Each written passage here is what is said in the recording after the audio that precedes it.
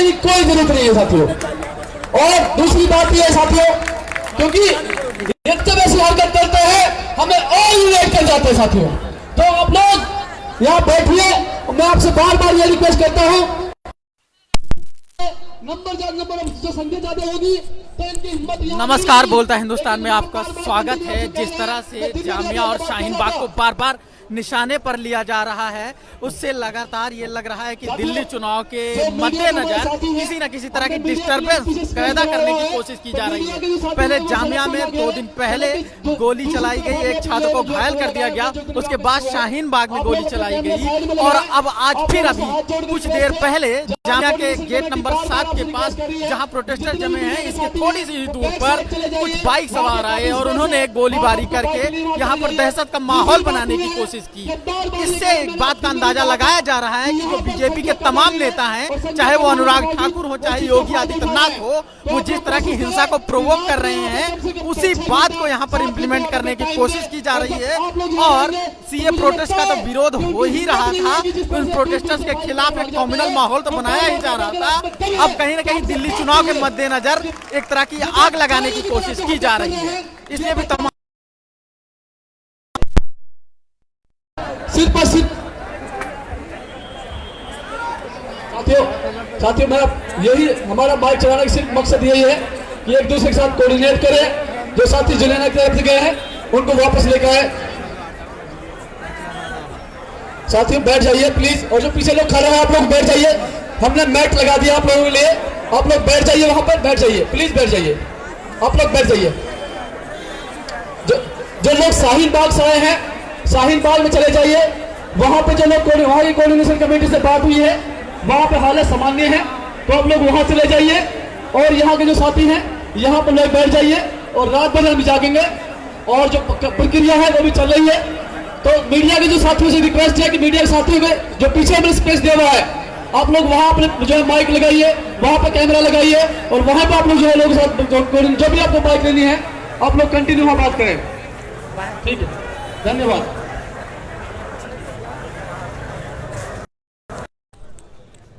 ये जामिया का प्रोटेस्ट का क्षेत्र है, जहां पर आप देख सकते हैं वॉलंटरी लोग व्यवस्था संभालने की कोशिश कर रहे हैं और सभी से इस बात की चेकिंग हो रही है कि कहीं कोई हथियार लेकर तो नहीं आ रहा है, क्योंकि अभी कुछ दिन तो ज़्यादा ही संदिग्ध तरीके से देखे जाएंगे।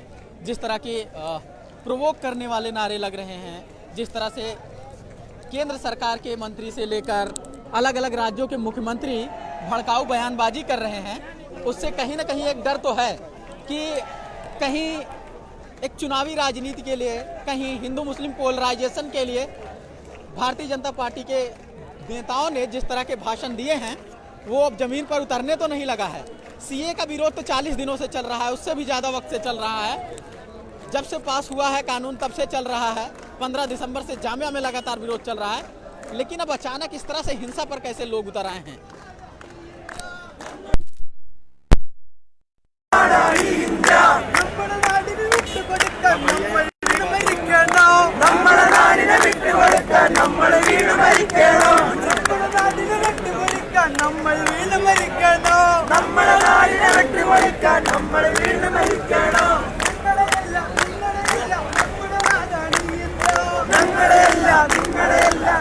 जिन्हें लगता है कि सीए का प्रोटेस्ट सिर्फ ओखला के लोग बैठकर कर रहे हैं, वो इस भाषा को सुनकर समझकर बताएं कि देश के कैसे कोने कोने से लोग एकजुट होकर के इस तरह के विरोध प्रदर्शन कर रहे हैं।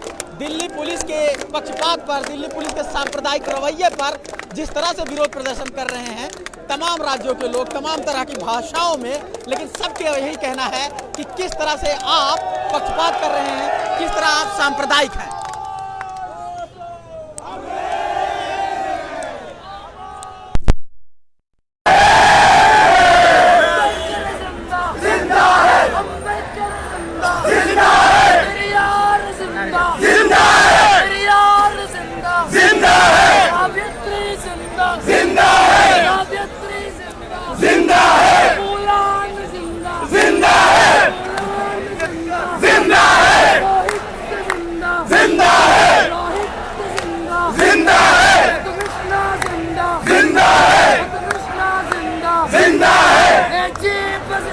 जिंदा है।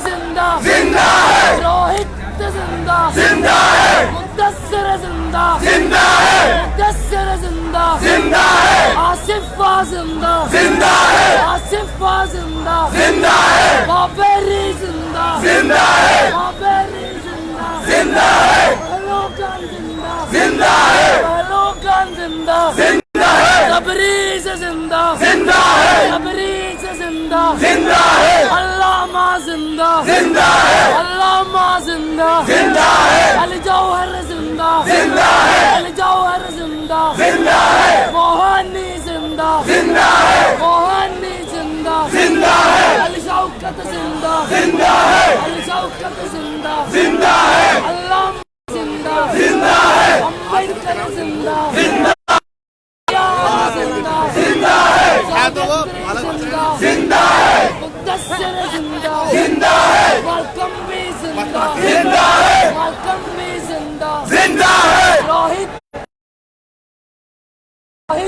जिंदा जिंदा है, वारियंगुन्नन जिंदा जिंदा है, वारियंगुन्नन जिंदा है, अली मुस्लियार जिंदा जिंदा है, अली मुस्लियार जिंदा जिंदा जिंदा है, फैसल भी जिंदा जिंदा है, फैसल भी, अम्बेडकर जिंदा जिंदा है, अम्बेडकर जिंदा जिंदा है, रोहित जिंदा जिंदा है, रोहित जिंदा जिंदा है, पहलवान जिंदा जिंदा है, जुनैद जिंदा जिंदा है, आसिफ जिंदा जिंदा है, तबरीज जिंदा जिंदा है, तबरीज जिंदा जिंदा है, जुनैद जिंदा जिंदा है, जुनैद जिंदा जिंदा है, गुजरात जिंदा जिंदा है, गुजरात जिंदा जिंदा है, पटना हाउस भी जिंदा जिंदा है, पटना हाउस भी जिंदा जिंदा है, पटना हाउस भी जिंदा जिंदा है, जिंदा है।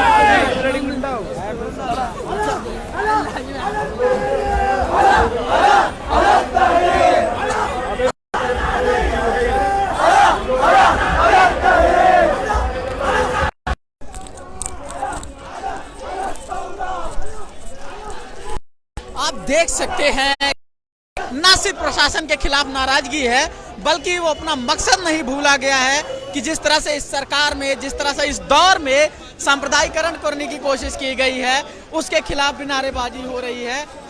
हमारे साथ है पत्रकार प्रशांत कनौजिया। पूरे मामले को आपने देखा है, दिसंबर महीने में जब सीए लोकसभा में पास हुआ, राज्यसभा में पास हुआ, उसके बाद से ही विरोध प्रदर्शन चल रहे हैं। पिछले 3-4 दिनों में इतना हिंसक कैसे होता जा रहा है? कुछ बदलता हुआ ट्रेंड लग रहा है क्या आसपास कोई ऐसी चुनावी माहौल? देखिए, मीडिया, कई लोग इसे हमला घोषित कर रहे होंगे, पर यह हमला नहीं, एक आतंकी हमला है। और इस आतंकी हमले के पीछे योगी आदित्यनाथ, अनुराग ठाकुर जैसे लोग हैं जो मंचों से लोगों को गोली मारने के लिए उकसाने का काम कर रहे हैं। पहले तो उन पर कार्रवाई होनी चाहिए। और सबसे दुख की बात यह है कि इस देश का जो गृह मंत्री है वो तड़ी पार है। और तड़ी पार का मतलब होता है जिसको समाज में रहना नहीं चाहिए, उसको देश के इतने बड़े मंत्रालय की कमान सौंपी गई है, जाहिर सी उसको आप देश नहीं सौंप सकते। तो जाहिर सी बात है जो हो रहा है वो, इसमें अमित शाह का भी अप्रूवल है, नरेंद्र मोदी का भी अप्रूवल है, वरना कार्रवाई होती। यहाँ के डीसीपी की भी मंजूरी होगी, वरना इतने सेंसिटिव जोन में ऐसे कोई आकर गोली चला देगा। ये कोई आम हैंड है ताकि इस दिल्ली को वो दंगों में झोंकना चाहते हैं। और महज 70 सीट के एक छोटे से जो केंद्र शासित राज्य है उसको हासिल पूरे देश में दंगा कराने की कोशिश है। मुझे लगता है कि जिस प्रकार देश के अंदर युवा, महिला सड़कों पर उतरे हैं संविधान को बचाने के लिए, और तमाम बार ऐसे विचार गोलवलकर मर जाएगा, यहाँ तक कि गांधी, अंबेडकर और नेहरू सदैव जीवित रहेंगे। मुझे लगता है कि आज जिस प्रकार लोग जागरूक हुए हैं, ये जो गोली मार चल रही है, हवाई फायर छात्र पर गोली, 2 दिन पहले शादाब नाम के छात्र घायल हुए, तो क्या ये गोली मारने का कनेक्शन गोली मारने वाले उन नारों से भी है? क्या पड़ोसी राज्य के मुख्यमंत्री योगी आदित्यनाथ के प्रोवोकेटिव बयानों से भी लेकर है, अनुराग ठाकुर के उकसाने वाले बयानों से भी इनका कोई रिश्ता है? का बाप मुख्यमंत्री था, बेटा आतंकी बन गया, ये बहुत दुख की बात है। हम चाहते हैं कि कोई बाप अपने बेटे को अच्छी शिक्षा दे, अच्छा रोजगार दे, पर जैसे आतंकी और योगी आदित्यनाथ को तो वायरस घोषित करना चाहिए।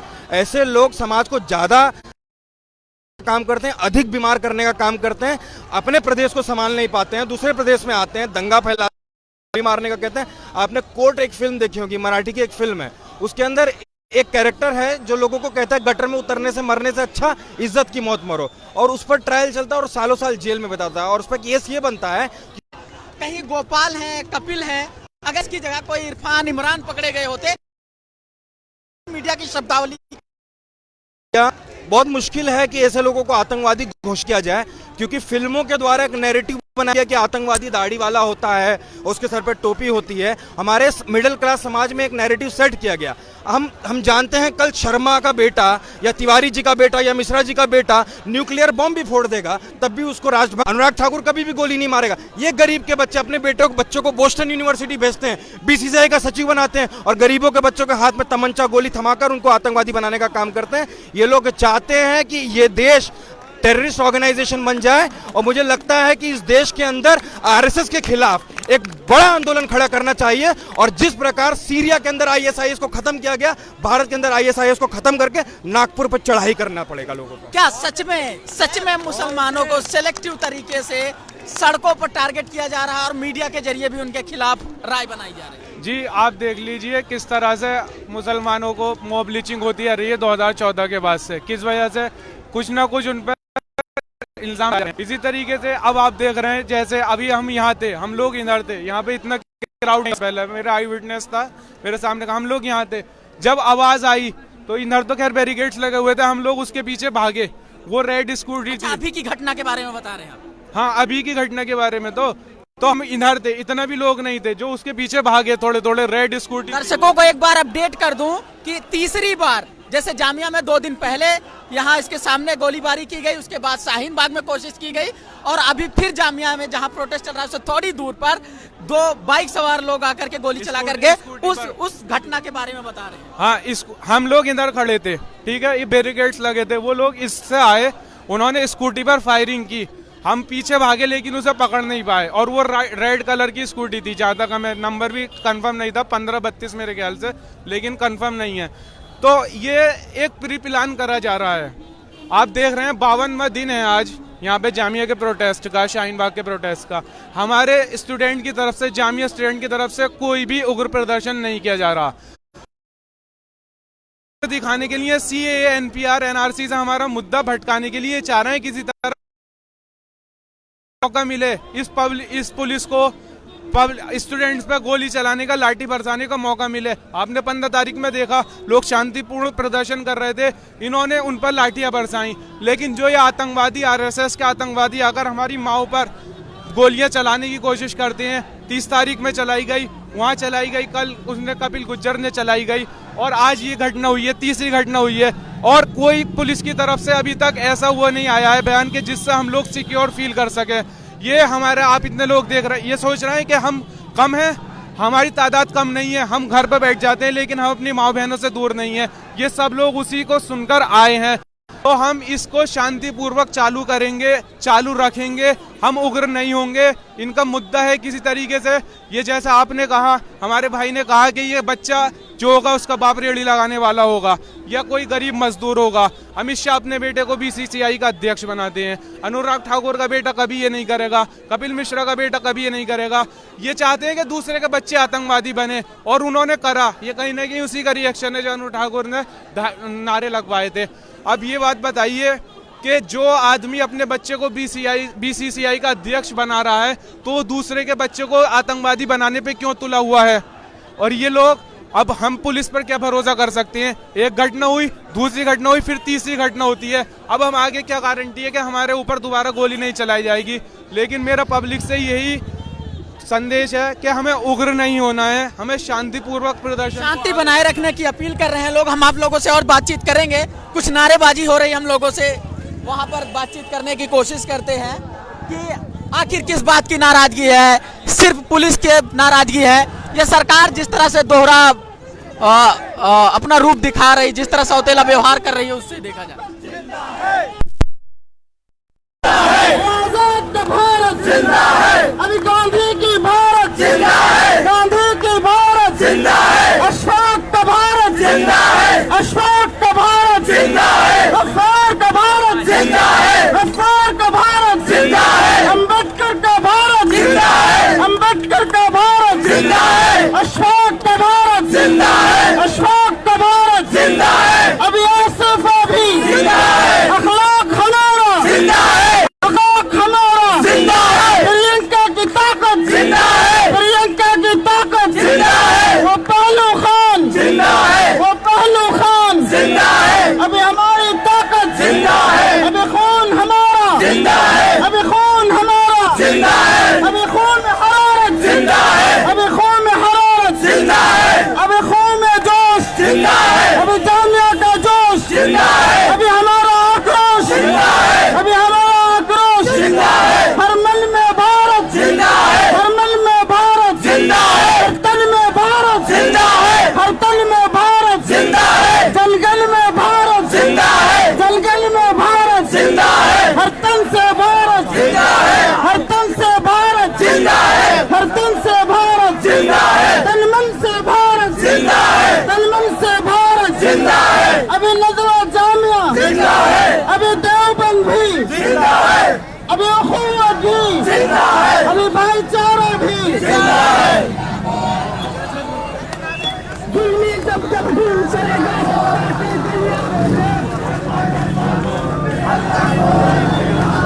जुल्मी जब जब दूर चलेगा सत्ता के दुनियारों से, चप्पा चप्पा गूंज उठेगा इनकलाब के नारों से, हम भी उसको ध्वस्त करेंगे एक तरुण कतारों से, चप्पा चप्पा गूंज उठेगा इनकलाब। मैं बोलूँगा मर्द सारे जंग में और आप लोग बोलेंगे नामर्द सारे तंग में।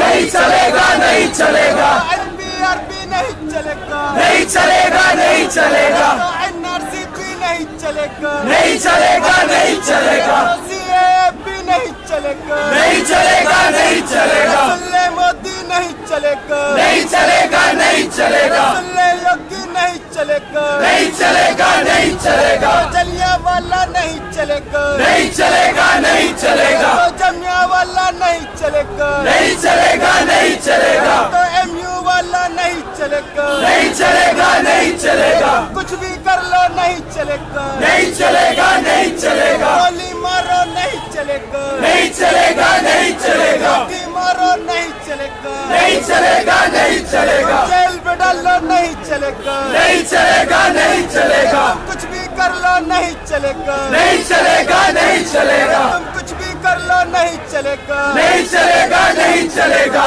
तो हम क्या चाहते हैं? आजादी, बाजार से बोलो आजादी, आवाज ना आई आजादी, ऊंचा बोलो आजादी, वो प्यारी प्यारी आजादी, वो जान से प्यारी आजादी, वो पहचान हमारी आजादी, वो हक हमारा आजादी, वो हक हमारा आजादी, हम छीन के लेंगे आजादी, हम चढ़ के लेंगे आजादी, हम बढ़ के लेंगे आजादी, जो तू ना देगा आजादी, हम छीन के लेंगे आजादी, हम छीन के लेंगे आजादी, वो बिस्मिल वाली आजादी, अशफाक वाली आजादी, वो जौहर वाली आजादी, वो जौहर वाली आजादी, वो गालिब वाली आजादी, अल्लामा वाली आजादी, अल्लामा वाली आजादी, वो फूले वाली आजादी, वो गालिब वाली आजादी, वो जालिब वाली आजादी, वो फैज वाली आजादी, वो रोहित वाली आजादी, वो नाजिब वाली आजादी, वो नाजिब वाली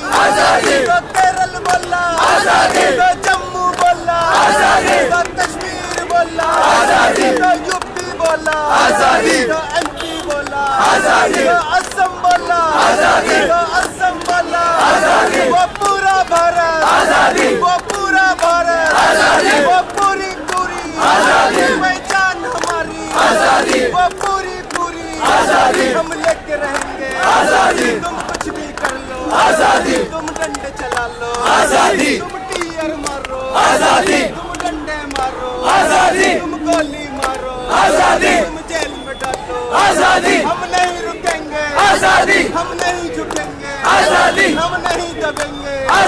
हम नहीं डरेंगे, आजादी, तुम कुछ भी कर लो, आजादी, हम छीन के लेंगे, आजादी, हम छीन के लेंगे, आजादी, जो तू ना देगा, आजादी, हम चढ़ के लेंगे, आजादी, हम चढ़ के लेंगे, आजादी, तो NPR से, आजादी, तो NRC से, आजादी, तो दहशतगर्दी से, तो मोब लिंचिंग से, आजादी, तो मोब लिंचिंग से, आजादी, सुनसान सड़क पे, आजादी, सुनसान सड़क पे, आजादी, तो आधी रात को, आजादी, तो आधी रात को, आजादी, वो हक है, आजादी,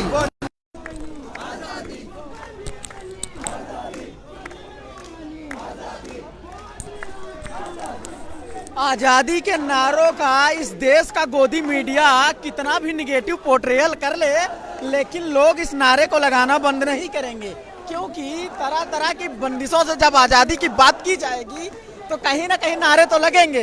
और ये नारे सिर्फ जेएनयू में नहीं लगेंगे, हर वो जगह जहां पर किसी तरह का भेदभाव हो रहा है, जहां पर किसी भी तरह की बंदिशें हो रही हैं, वहां पर लगेगा। आप देख रहे हैं उधर आजादी के नारे लग रहे हैं, इधर आजादी के नारे लग रहे हैं। आप जिधर भी देखेंगे लोग किसी न किसी रूप के जो भेदभाव हो रहा है, जो बंदिशें हैं, उसके खिलाफ नारेबाजी कर रहे हैं।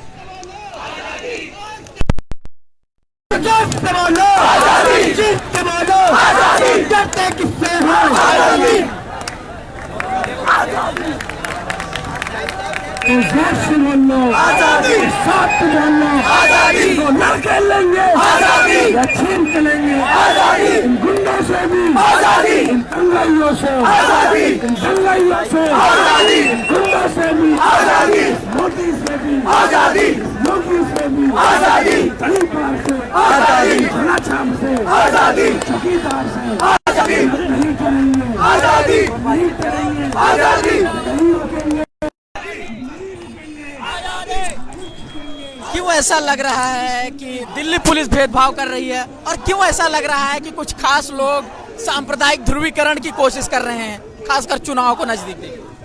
देखिए, पुलिस का तो ये है कि पुलिस का तो एक ज़माने से सबको पता था कि पुलिस तो मुट्ठी में होती है सरकारों के, लेकिन इस तरीके से या पुलिस सरकार के कहने से जागती है और सरकार के कहने से सो जाती है, लेकिन इस तरीके से सिर्फ पुलिस सोती थी ये तो एक ज़माने से हम देख रहे थे और लोग देख रहे थे। इस बार पुलिस का ज़मीर सो गया भाई, पुलिस का ज़मीर सो चुका है। और एक मेन बात है इसमें, सरकारों का काम होता है इलेक्शन जीतने के लिए कुछ भी करना। सरकार चाहती है ये जो गोलियां चलाने के लिए लोग आ रहे हैं, उनके बॉस ने, मंत्री साहब ने बोल दिया जाके गोली मार दो, तो उन्होंने परमिशन दे दी। इन गोबरों के दिमाग में आ गया कि ठीक है जाके गोली मार दो। तुम्हारे गोली मारने से ना तो ये मूवमेंट खत्म हो जाएंगे और ना ही तुम्हारे गोली मारने से सीने की या छातियों की कमी पड़ जाएगी। आप गोली लेते आना, यहाँ छातियाँ आती रहेंगी गोली खाने के लिए, मूवमेंट हिलेगा नहीं। आपकी गोली चलाने से मूवमेंट और ज्यादा बढ़ेगा। ये नौबत क्यों आ रही है गोली मारने की?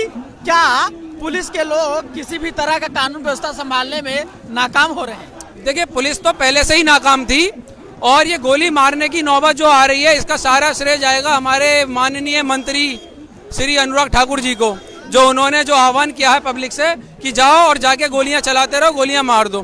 तो इसका जो सारा का सारा श्रेय, सारी मुबारकबाद अनुराग ठाकुर जी को जाती है। उन्होंने लोगों को बोला जाके गोलियां मार दो। अब जो लोग गोलियां लेके आ रहे हैं तो उनको क्या लगता है कि हमारे मंत्री साहब ने बोल दिया गोलियां मार दो, हम आ गए।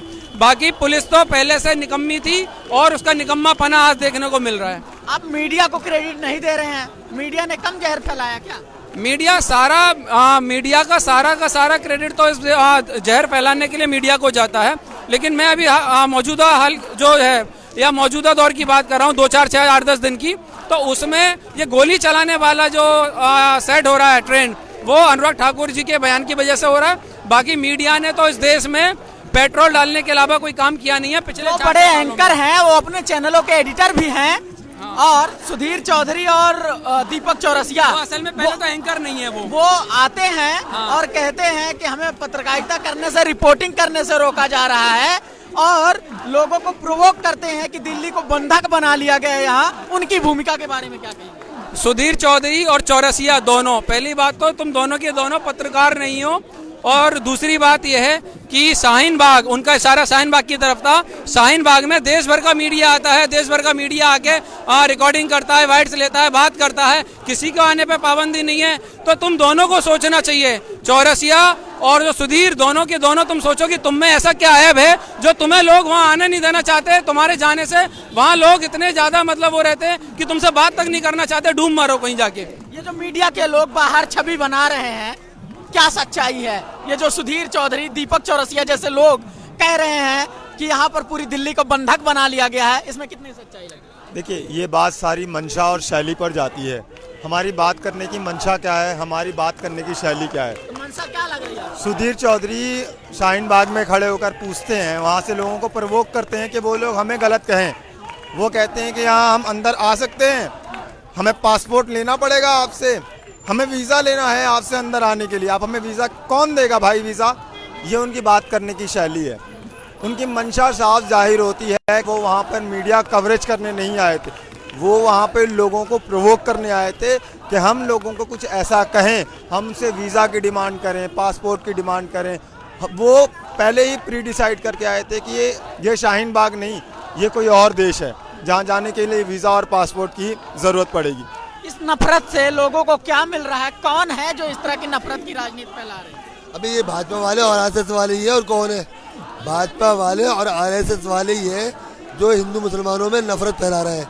और जबकि एक ज़माने से ये जो है गंगा जमनी तहजीब हमारे देश में एक ज़माने से रही है। हिंदू मुस्लिम बड़े प्यार से मोहब्बत से रहे हैं। और वो आपने देखा होगा नगमा कि जोत से जोत जलाते चलो, प्रेम की गंगा बहाते चलो। कितना अच्छा यार, एक ज़माने से मिलजुल के सब के सब रहते थे। इन्होंने इंसान के अंदर नफरत पैदा कर दी। कितनी खराब बात है यार। अभी टीवी पे आप देखेंगे कुछ एंकर हैं, वो जाकर कह रहे हैं कि दिल्ली को बंधक बना लिया गया है, इसमें क्या सच्चाई? ये सब उनकी अपनी सोच है, ऐसा कुछ नहीं है। ये सब उनकी सोच है, दिल्ली को बंधक बना लिया गया। ये तो अपनी मांगे मान रहे, सीधे सच्चे तरीके से अपनी मांगे मांग रहे हैं। ये तो अरे भाई जो है जो चीजें, ये जो बांटने वाला जो कानून बनाया है, इंसान को इंसान से बांटने वाला, हिंदू मुस्लिम को बांटने वाला जो कानून बनाया है, वो उसको हटाने के लिए कह रहा है। उसको हटा तो बात खत्म, दैट्स ऑल। और कोई लड़ाई थोड़ी है। तो हम जमीन का अभी थोड़े कह रहे हैं तुम मतलब जो हमें प्लॉट दे दो या हमें फैक्ट्री दे दो, हमें कुछ और कुछ मांग नहीं है।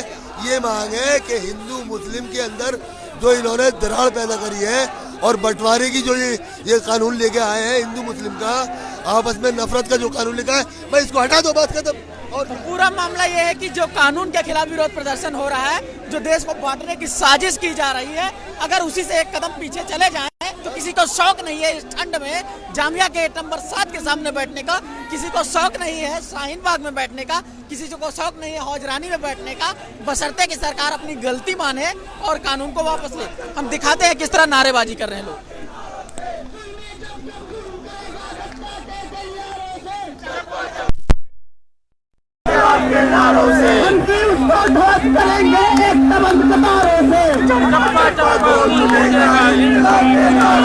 सरफरोशी की तमन्ना अब हमारे दिल में है,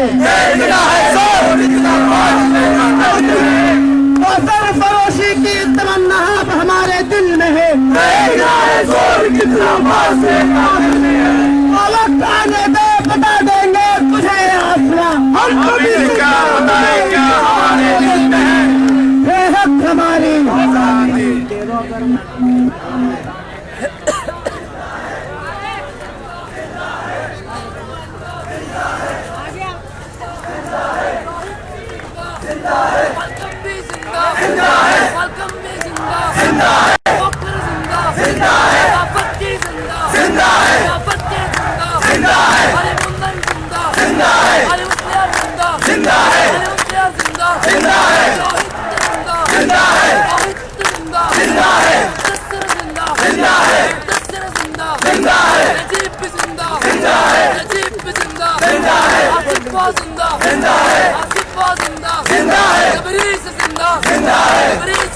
जिंदा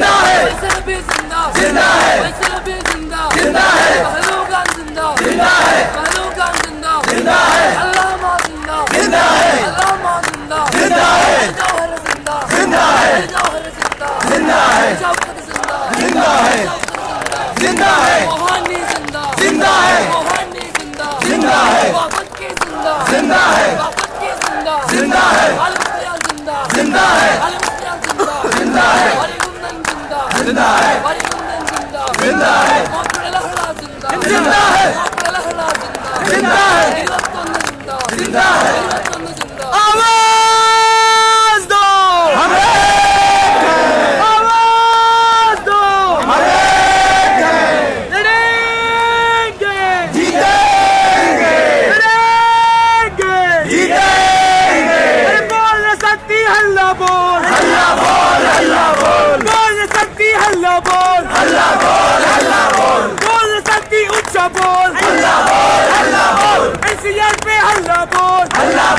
हल्ला बोल, एनआरसी पे हल्ला बोल, हल्ला बोल, हल्ला बोल, सीएए पे हल्ला बोल, हल्ला बोल, हल्ला बोल, एनपीआर पे हल्ला बोल, हल्ला बोल, हल्ला बोल, दिल्ली पुलिस पे हल्ला बोल, हल्ला बोल, हल्ला बोल, दिल्ली पुलिस पे हल्ला बोल, हल्ला बोल, हल्ला बोल, बीजेपी पे हल्ला बोल, हल्ला बोल, हल्ला बोल, आरएसएस पे हल्ला बोल, हल्ला बोल, हल्ला बोल, एनआरसी पे हल्ला बोल, हल्ला बोल, हल्ला बोल, सीएए पे हल्ला बोल, हल्ला बोल, हल्ला बोल, एनआरसी पे सीएए पे एनपीआर पे हल्ला बोल, हल्ला बोल, हल्ला बोल, हल्ला बोल, हल्ला बोल, डर गया क्या मर गया क्या मर गया क्या ऊंचा बोल, हल्ला बोल, हल्ला बोल, हल्ला बोल, हल्ला बोल, अरे मुंसलाती हल्ला बोल, हल्ला बोल, हल्ला बोल, अरे आरएसएस मुर्दाबाद, मुर्दाबाद, मुर्दाबाद, आरएसएस मुर्दाबाद, मुर्दाबाद, मुर्दाबाद, दिल्ली पुलिस मुर्दाबाद, मुर्दाबाद, मुर्दाबाद, दिल्ली पुलिस मुर्दाबाद, मुर्दाबाद, मुर्दाबाद,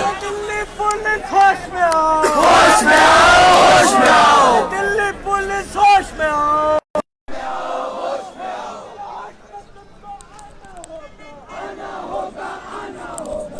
दिल्ली पुलिस के खिलाफ नारेबाजी इसलिए क्योंकि ये दिल्ली पुलिस तब जामिया के कैंपस में घुसकर छात्र छात्राओं को मारती पीटती है जब उसे लगता है कि बाहर किसी ने माहौल खराब किया है, वो जामिया के लोग हैं। लेकिन वही दिल्ली पुलिस खड़ी रहती है सैकड़ों की संख्या में, गोपाल नाम का कोई शख्स तमंचा लहराता है, 5 मिनट तक आतंक फैलाता है और उसके बाद किसी छात्र के हाथ पर गोली मारकर फरार होने की कोशिश करता है, तब जाकर उसे पकड़ती है। यही दिल्ली पुलिस रहती है शाहीन बाग में और कुछ लोग आकर वहां पर उत्पात मचाते हैं, कुछ गोलियां भी चलाते हैं और यही दिल्ली पुलिस की मौजूदगी में फिर से जामिया के सामने आकर के कोई गोली चलाकर चला जाता है। दिल्ली पुलिस की बड़ी संदिग्ध भूमिका है।